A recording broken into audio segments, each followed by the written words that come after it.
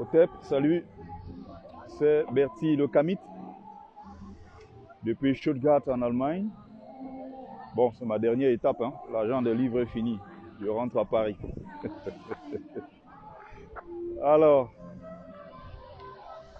très belle vue, bon, un bon moment passé avec des amis, avec des partenaires, des projets en cours. Mais bon, je suis en train de découvrir cet endroit magnifique. Magnifique. Mais bon, quand on vient de Paris, c'est très difficile de trouver mieux ailleurs. Quand on a visité une ville comme Paris, quand on y a vécu, ça devient très difficile d'aller ailleurs et certainement voilà, de trouver mieux.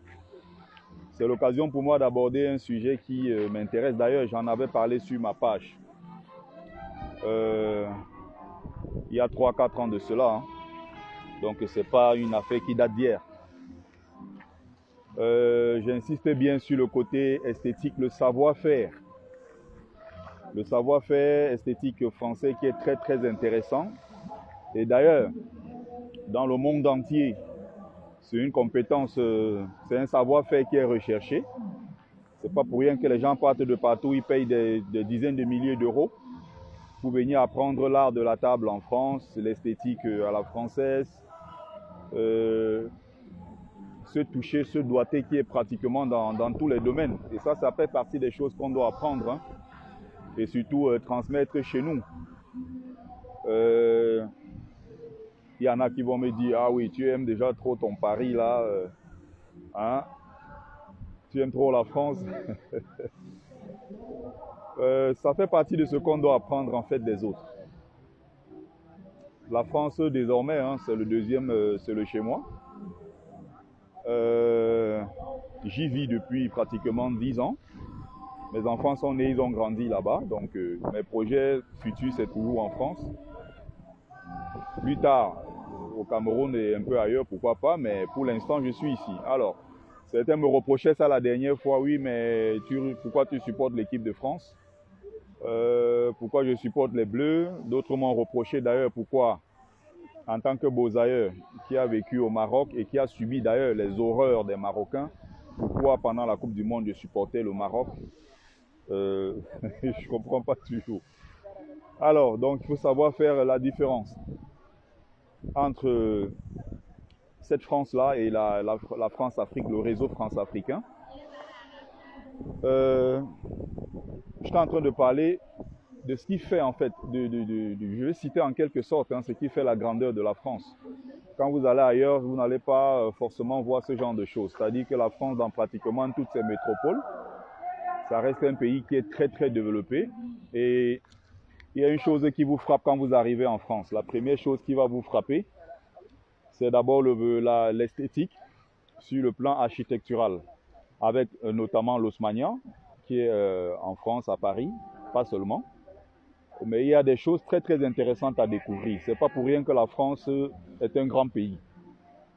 Vous avez son architecture qui est exceptionnelle. Dans toutes les villes où vous arrivez en France, vous avez une gare qui est toujours très belle, présentable. Même si c'est un petit arrêt de bus, vous avez toujours quelque chose de très artistique, très esthétique, quelque chose de très poussé. Et ils ont ce souci-là toujours du détail. Au niveau des finitions en France, c'est très poussé en fait. Et la France, c'est pas que l'économie, c'est pas que son économie. La France, c'est pas que le domaine de la finance. La France, c'est pas que le football, avec l'équipe des Bleus, qui est une grande équipe qui s'est distinguée dans le monde entier avec des titres mondiaux, des Coupes d'Europe et tout ce qui va avec. C'est pas que ça, en fait. Il y a quelque chose qui est recherché. Vous avez par exemple l'art de la table en France. La gastronomie française, c'est l'une des meilleures dans le monde. Le souci du détail. Et moi, je travaille dans le luxe en France, je vois ça tous les jours. C'est-à-dire que, par exemple, dans la joaillerie, vous avez des gens qui prennent des jours, des semaines, pour réfléchir sur comment poser un sac sur une table en présentation, quoi. C'est-à-dire que moi, je viens chercher mon argent en tant qu'agent de sécurité et je vois des gens qui sont payés, qui réfléchissent sur le cadre, sur la luminosité, sur les positions, sur comment doit être placé un sac de luxe dans un magasin. C'est incroyable. Comment doit être placée telle lunette à l'entrée? Il y a tellement de détails. Quand vous allez dans d'autres pays, vous ne voyez pas ça. Ça vous frappe tout de suite quand vous êtes quelqu'un de passionné comme moi de toutes ces choses-là. C'est l'architecture, les visites, les balades, les voyages et tout ça, c'est une passion pour moi. Et quand j'arrive ailleurs, j'essaie toujours de comparer à ce que j'ai vu en France. Ça, c'est pratiquement l'Allemagne, c'est le 9e pays d'Europe et puis la 60e ville pratiquement d'Europe que j'ai visitée. Et ce n'est que le début, j'irai beaucoup plus loin que cela. Bon, en attendant que les autorités camerounaises remettent mon passeport. Avec, remettez mon passeport. Ils ont pris mon passeport. Ça fait 2 ans qu'ils ont pris mon passeport, ils ne veulent pas me le remettre. Donc voilà, c'est pas pour rien que c'est un grand pays finalement. Sur le plan architectural, sur le plan de la sécurité sociale, c'est en fait l'ensemble de tout cela qui fait que la France est un grand pays. Sur le plan de la protection sociale, sur le plan sanitaire, les gens partent même des États-Unis pour venir se soigner en France. Donc il n'y a pas que l'architecture. Je parlais tout à l'heure de la gastronomie. La baguette française. La baguette française, c'est l'une des meilleures au monde, si ce n'est la meilleure. Vous avez la viennoiserie française quand vous arrivez dans une boulangerie française. Je parle vraiment de boulangerie traditionnelle française. Quand vous arrivez, vous regardez la présentation, vous regardez le décor, le soin qu'on y met avant de goûter même le produit, c'est très très frappant. Très très frappant.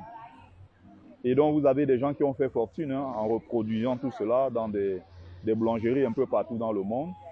C'est l'ensemble de ça qui fait un grand pays au final. C'est ce que nous voulons aussi pour le Cameroun.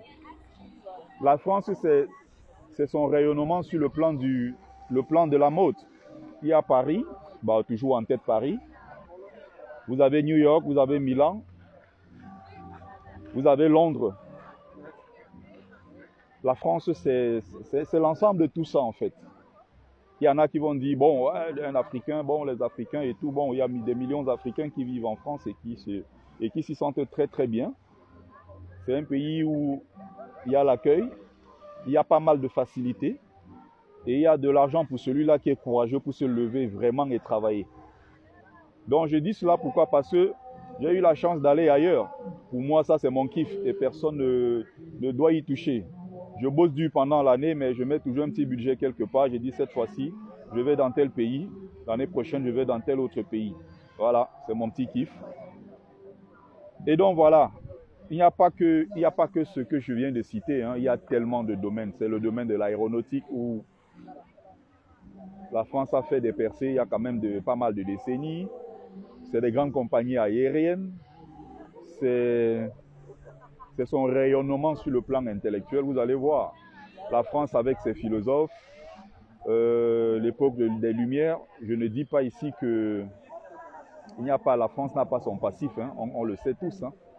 Donc, j'ai bien fait le distinguo ici entre, je dis, ce qui est bon, et le passé parfois qui peut être ténébreux de cette même France. Donc, ce que je mets en avant ici et ce que j'essaie de mieux comprendre, c'est mon expérience, en fait, le vécu, ce que je découvre quand j'arrive ailleurs et qui est très, très loin par rapport à ce qu'on peut avoir en France. Tu vois, des fois, on se plaint. Des fois, en France, pour 2 minutes de retard, les gens se plaignent, mais ailleurs, il y a pire. Bon, c'est vrai, peut-être qu'il y a aussi mieux. Donc, la France, je disais, c'est son rayonnement. Avec les philosophes, les grands philosophes, il y a des pays quasiment qui n'ont pas de philosophes. La France, en matière de pensée, est un très grand pays dans le monde. La France, je disais, il n'y a pas que, voilà, c'est son rayonnement sur le plan intellectuel. Il y a les nouvelles technologies. Vous avez les villes, c'est pas pour rien, Paris, la plus belle ville au monde.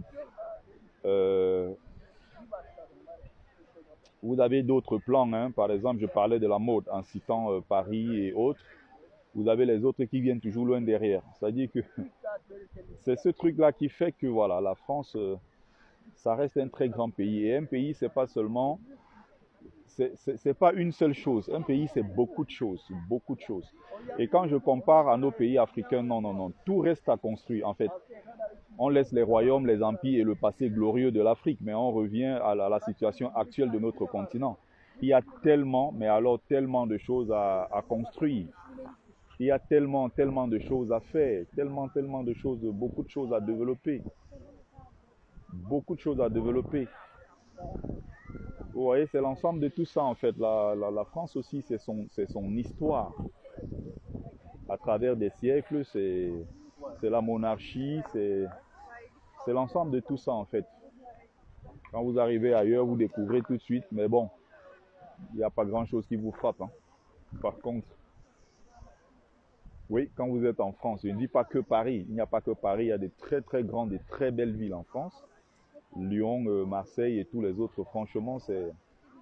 Oui, je ne peux m'empêcher. C'est-à-dire que quand je vais ailleurs, j'ai toujours tendance à comparer ce que je vois à ce que je connais en France où je vis, à Paris où je vis depuis 10 ans.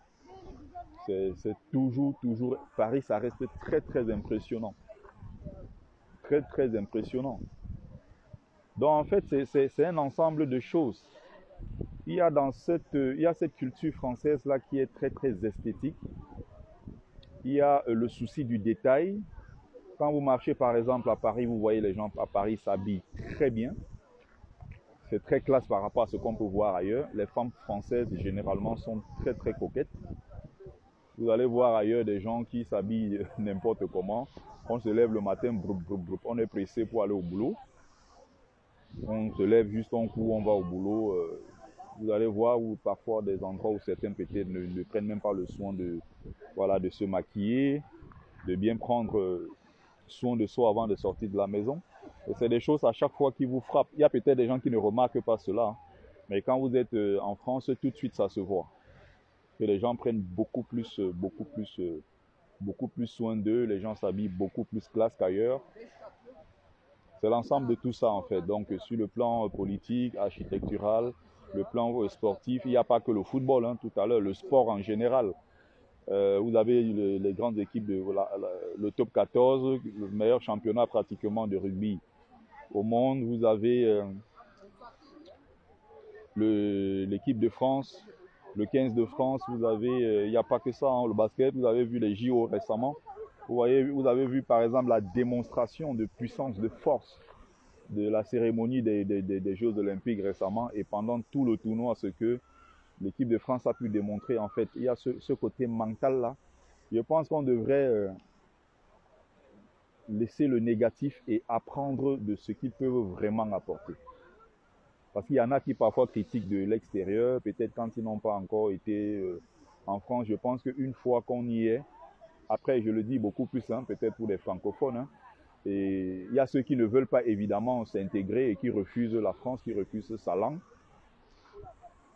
Voilà, comme ceux qui sont du Soudan, qui viennent de Somalie, d'Érythrée et qui vont mourir dans la mer. C'est triste parce que après avoir fait tout le parcours, ils arrivent en France et déjà l'Europe, mais non, ils vont encore à Calais, ils meurent dans la mer parce qu'ils vont en Angleterre. C'est vraiment triste. Je parle étant moi-même passé par là, mais c'est triste. C'est vraiment triste. Mais les gens font leur choix, hein, et puis je suis très mal placé pour donner des leçons aux gens. Donc voilà, j'ai presque terminé mon voyage, c'est la dernière étape.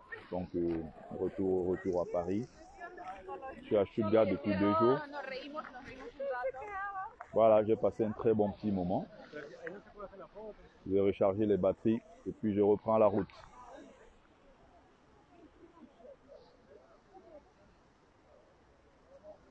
Salut, c'était Bertie Le Camit, OTEP, l'imperturbable négro-thérapeute, défenseur des causes justes qui avancent malgré les vents contraires. En espérant que la petite vidéo vous a plu, vie, force, santé à vous. Pluie de bénédiction ancestrale, c'était Mumbe Sombon, notable que je suis, propagateur du savoir ancestral, descendant de la dignité de ceux qui n'ont jamais trahi. Salut, c'était Bertie depuis Stuttgart.